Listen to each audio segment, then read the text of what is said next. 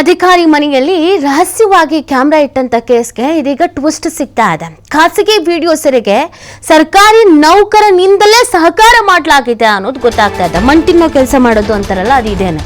ಜೊತೆಲಿ ಕೆಲಸ ಮಾಡಿಕೊಂಡು ಅಥವಾ ಒಬ್ಬ ಸರ್ಕಾರಿ ನೌಕರನಾಗಿ ಈ ತರದ ಕೆಲಸ ಮಾಡೋದಿದೆಯಲ್ಲ, ಅಸಹ್ಯಕರ.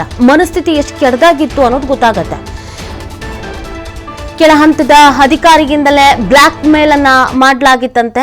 ಅದಕ್ಕೇನೆ ಈ ಗ್ಯಾಂಗಿಗೆ ಈತ ಸಾಥ್ ಕೊಟ್ಟಿದ್ನಂತೆ. ಬೆಳಗಾವಿಯ ಮಾಳಮಾರುತಿ ಪೊಲೀಸರಿಂದ ವಿನೋದ್ನನ್ನ ಬಂಧಿಸಲಾಗಿದೆ. ವೃತ್ತಿ ವೈಷಮ್ಯದ ಹಿನ್ನೆಲೆಯಲ್ಲಿ ಮಹಿಳಾ ಅಧಿಕಾರಿಯ ತೇಜೋವಧೆಗೆ ಪ್ಲಾನ್ ಮಾಡಿಕೊಳ್ಳಲಾಗಿತ್ತು. ಬಂಧಿತ ವಿನೋದ್ನ ಮೊಬೈಲ್ ಜಾಲಾಡ್ತಾ ಇದ್ದಾರೆ ಪೊಲೀಸರು ಅನ್ನೋದ್ರ ಬಗ್ಗೆ ಮಾಹಿತಿ ಸಿಗ್ತಾ ಇದೆ.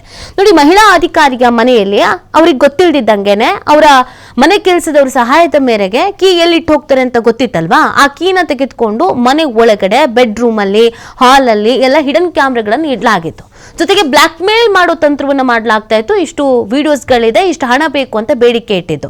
ಆ ಗ್ಯಾಂಗ್ ನೇನೋ ಅರೆಸ್ಟ್ ಮಾಡಿದ್ರು. ಆದ್ರೆ ತನಿಖಾ ಸಂದರ್ಭದಲ್ಲಿ ಗೊತ್ತಾಗಿದ್ದೇನು ಅಂತಂದ್ರೆ, ಇದೆಲ್ಲದರ ಹಿಂದೆ ಇನ್ನೊಬ್ಬನ ಸಾಥ್ ಇದೆ. ಆತ ಕೂಡ ಸರ್ಕಾರಿ ಅಧಿಕಾರಿನೇ.